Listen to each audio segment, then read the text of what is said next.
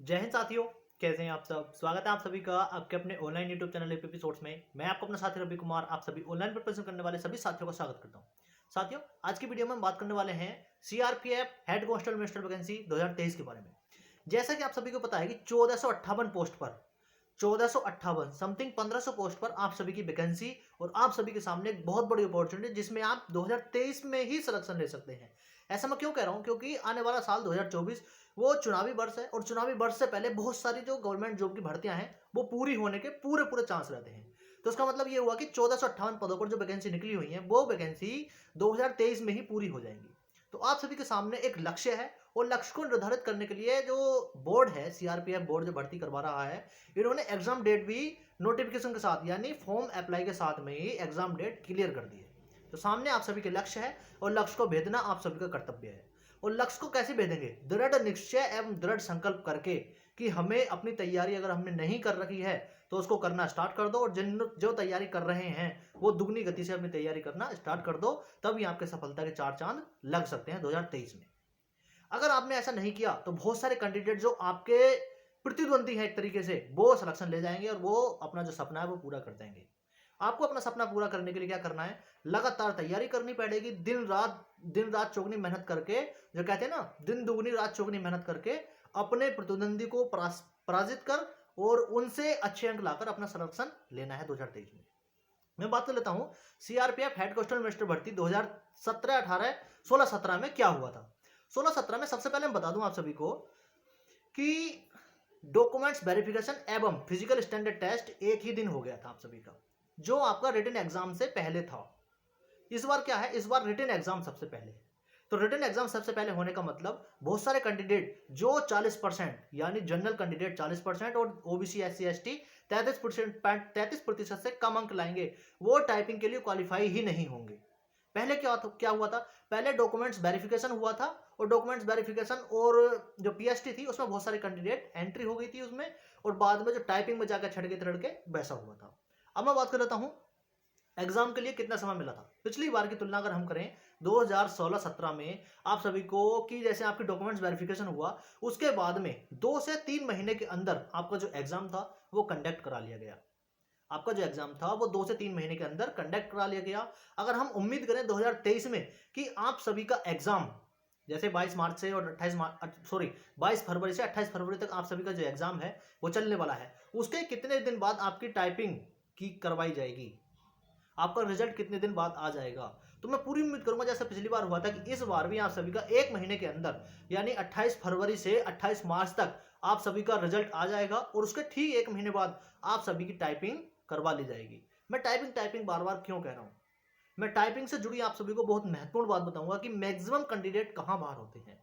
Maximum candidate typing में ही बाहर होते हैं, और CRPF head constable minister vacancy 2023 ही नहीं, 2016-17 या पिछला इतिहास उठा के देख लीजिए, सीआरपीएफ की टाइपिंग सबसे हार्ड होती है। और बहुत सारे कैंडिडेट चाहे वो किसी भी सेंटर पर उनका टाइपिंग सेंटर जाए वहां से एग्जिट होते हैं और बहुत सारे कैंडिडेट बाहर होते हैं।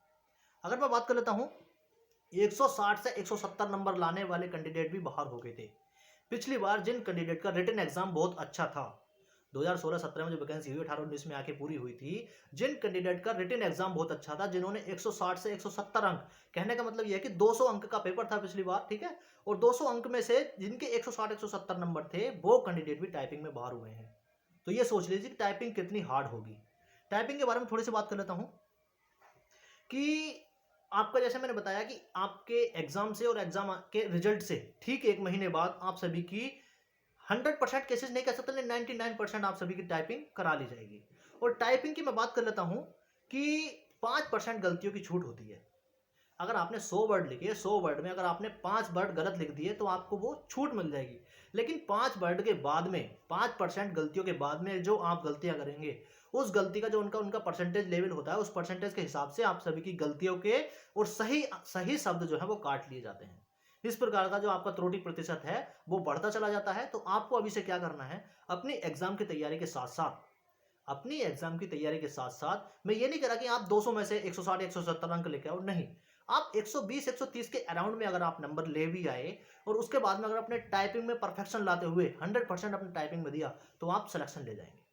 हम बात कर रहे थे कि 95% जो वर्ड हैं आप सभी के टाइपिंग में वो ठीक ही होने चाहिए। अगर आपने इससे ज़्यादा गलत किए तो आपके गलत वाले जो जैसे नेगेटिव मार्किंग होती है ना, उस प्रकार से आपके जो सही शब्द हैं वो काट लिए जाएंगे। ठीक है, उसके बाद क्या, टाइपिंग हिंदी में करें या इंग्लिश में करें? बहुत सारे कैंडिडेट का यह सवाल है कि टाइपिंग हिंदी में ठीक रहेगी या इंग्लिश में ठीक रहेगी। तो मैं उन कैंडिडेटों को बता दूं जिन्होंने टाइपिंग अभी तक बिल्कुल भी स्टार्ट नहीं की है और जिन्होंने अभी तक टाइपिंग नहीं सीखी है, तो वो कैंडिडेट अपने दिमाग में ये डिसीजन ले लें कि मुझे इंग्लिश में टाइपिंग करनी है या हिंदी में करनी है। उनको ये डिसीजन खुद से ही लेना होगा। अगर मैं कहूँ आपको हिंदी में कर लो तो आप बोलेंगे कि मुझे तो इंग्लिश में अच्छी लगती है, तो आपको ये डिसीजन खुद ही लेना है कि मुझे इंग्लिश में टाइपिंग करनी है या हिंदी में टाइपिंग करनी है। ठीक है, हिंदी में भी ज़्यादा हार्ड नहीं होती है और इंग्लिश में भी ज़्यादा हार्ड नहीं होती है, लेकिन अगर आप रेगुलरिटी और कंटिन्यूटी के साथ किसी एक वे में इंग्लिश या हिंदी में अपनी कंटिन्यूटी बनाकर अपनी तैयारी करेंगे, अपनी टाइपिंग करेंगे, तो आप निश्चित ही टाइपिंग परीक्षा पास कर देंगे। हिंदी का अलग अपना अलग मेथड होता है और इंग्लिश का अपना अलग मेथड होता है। हिंदी में जैसे 30 वर्ड प्रति मिनट है और इंग्लिश में 35 वर्ड प्रति मिनट है। इंग्लिश में थोड़ा सा आसान होता है, लेकिन उधर को 5 वर्ड आपको प्रति मिनट एक्स्ट्रा लिखने पड़ेंगे। हिंदी में क्या है, हिंदी में 5 वर्ड कम लिखने पड़ेंगे, लेकिन हिंदी की टाइपिंग थोड़ी सी इंग्लिश के मुकाबले हार्ड होती है। तो ये डिसीजन आपको खुद ही लेना है कि मुझे इंग्लिश में टाइपिंग करनी है या हिंदी में टाइपिंग करनी है। बहुत सारे कैंडिडेट की टाइपिंग की तैयारी होगी, वो टाइपिंग की तैयारी भी कर रहे होंगे।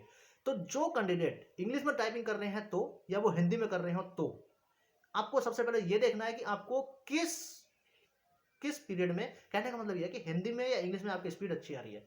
तो आपकी अगर हिंदी में स्पीड अगर अच्छी आ रही है तो आप हिंदी में टाइपिंग कीजिए। अगर आपकी इंग्लिश में टाइपिंग अच्छी आ रही है तो आप इंग्लिश में टाइपिंग कीजिए। आपको टाइपिंग किसी भी हाल में क्लियर ही करनी होगी। बहुत सारे कैंडिडेट पूछेंगे कि भैया 120 या 125 ऐसे आपने अभी बोला, क्या हमारे इतने पे सिलेक्शन हो जाएगा? जी हाँ, 1458 वैकेंसी है और आप सभी 120 और 140 के बीच में अगर आप नंबर ले आए और उसके बाद में आपने टाइपिंग कर ली, तो आपको 99% आपको कोई पीछे नहीं करने वाला। आपका सफलता, जो आपका दृढ़ निश्चय, दृढ़ संकल्प से लिया गया जो निश्चय है, वो आपका पूरा होगा और आप सफलता 2023 में मिल जाएगी अगर आपने टाइपिंग क्लियर कर ली तो। ठीक है, मैं क्राइटेरिया की बात करता हूँ। 33% ओबीसी वालों कैंडिडेट को लाने हैं, ईडब्ल्यूएस, ओबीसी और एससी एसटी। और जनरल कैंडिडेट के लिए मैं बता दूं आप सभी को 40% न्यूनतम अंक लाने हैं, तभी आप टाइपिंग के लिए क्वालिफाई हो गए। लेकिन ये मतलब नहीं है कि आप उसके लिए आप 40% लाकर आपका सिलेक्शन हो जाएगा, नहीं। 40% से ऊपर कहने का मतलब ये 70 से 80% के बीच में आपको आपका रिटन एग्जाम भी चाहिए, उसके बाद में एक्यूरेसी के अकॉर्डिंग टाइपिंग टेस्ट भी क्वालिफाई करना है, तभी आप सफल होंगे।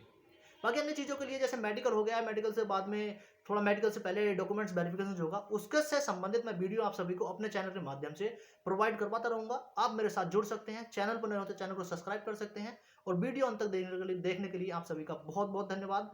टाइपिंग से संबंधित ये वीडियो कैसी लगी कमेंट करके जरूर बताना। वीडियो पसंद आई हो तो अपने दोस्तों में शेयर करना। और मिलते हैं आज की वीडियो में बस इतना ही। अगली वीडियो में किसी नए टॉपिक को नए जानकारी के साथ, तब तक के लिए बाय बाय, टेक केयर, जय हिंद।